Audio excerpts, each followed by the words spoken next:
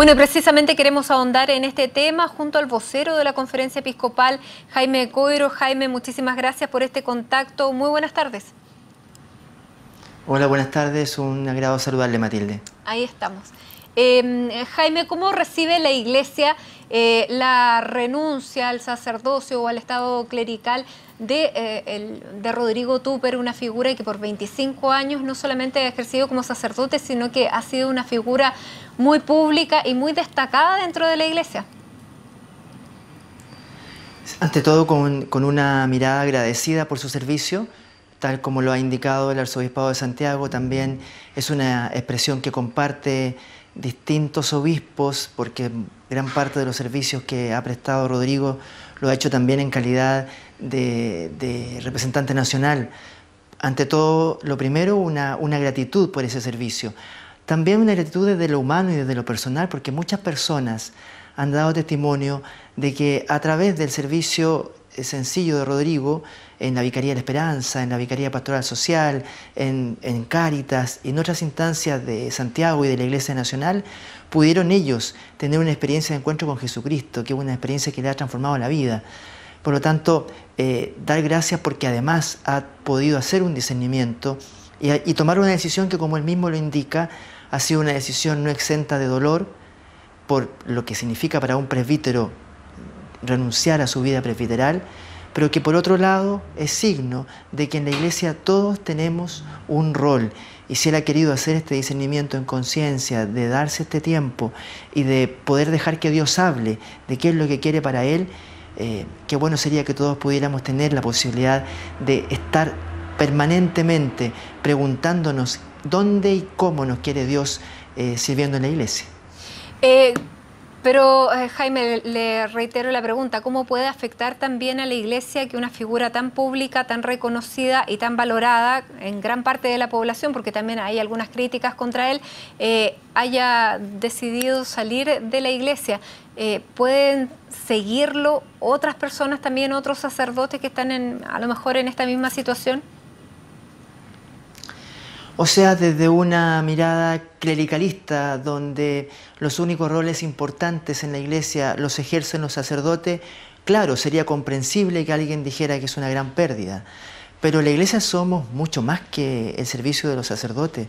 Hay quienes desde el celibato han ofrecido al Señor su ministerio en la vida presbiteral. También algunos hemos optado por el ministerio diaconal desde el matrimonio y desde la familia.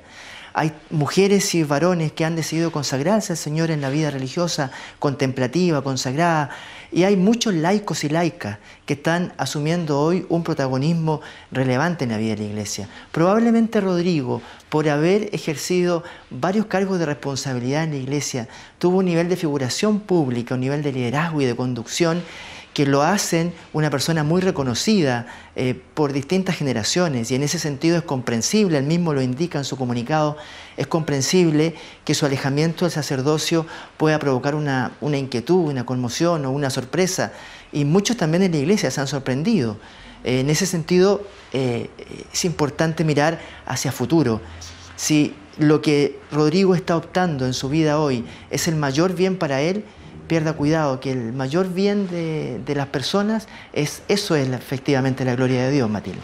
Jaime, ¿y cómo recibe la Iglesia? Porque él habla en este comunicado que dio a conocer hoy por razones estrictamente vocacionales. ¿Cómo maneja la Iglesia ese descontento? A ver, yo no sé dónde usted percibe descontento. Cuando él habla de razones estrictamente vocacionales, está haciendo un discernimiento de su ministerio. No es lo mismo ser presbítero que ser laico, particularmente cuando se ha sido presbítero por más de 20 años. Por lo tanto, Jaime, la palabra descontento no fue la adecuada, pero ¿cómo maneja la Iglesia a lo mejor esa pérdida de la vocación, ese, como en el fondo desenamoramiento? A lo mejor si hubiéramos hablado en un matrimonio, podría ser el equivalente. ¿Cómo se manejan situaciones como esa? Esa es mi pregunta, porque la Iglesia ha vivido situaciones de crisis que muchas veces pueden generar, a lo mejor dentro de los mismos miembros más activos de la Iglesia, como son los sacerdotes y las religiosas, un deseo tal vez de salir. ¿Habla un poco de esta crisis de la Iglesia o no? No tiene que ver con eso. A ver, yo creo que hay dos temas y me gustaría que pudiéramos hablar de los dos. El primero, respecto de la situación particular de Rodrigo. Yo tuve la posibilidad de dialogar con él el día domingo y lo vi muy en paz, muy sereno, sintiéndose muy amado por Dios. Lo vi sin rencor, sin distancia, sintiéndose querido por Dios y reafirmando su enamoramiento de Jesucristo desde la decisión que está tomando. Y en ese sentido creo que el discernimiento que él señala haber hecho, me parece que lo hizo como suele hacer las cosas Rodrigo, que es muy aplicado cada vez que se aboca a una tarea. Ahora, respecto del impacto de las diversas crisis, no solamente los presbíteros, sino todos los que tenemos algún servicio en la iglesia, es evidente que hay un impacto permanente. Lo que ha ocurrido con las denuncias por abusos contra menores, particularmente con aquellas que han resultado verosímiles y donde ha habido condena, no ha dejado indiferentes a las personas en la iglesia.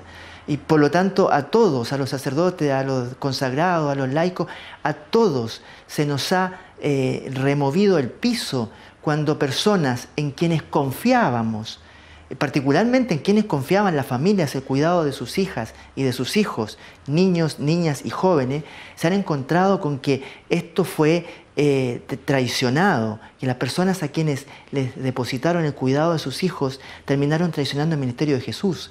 Y por lo tanto, sin lugar a dudas, que muchos se preguntaron ¿qué pasa conmigo en la iglesia? ¿Qué pasa con mi servicio de catequista, de sacristán, de animador de la vida familiar? Probablemente a Rodrigo, que tuvo responsabilidades de autoridad también en la iglesia de Santiago, estos temas lo tocaron en su servicio, en su ministerio, en su relación con la autoridad también en la iglesia de Santiago.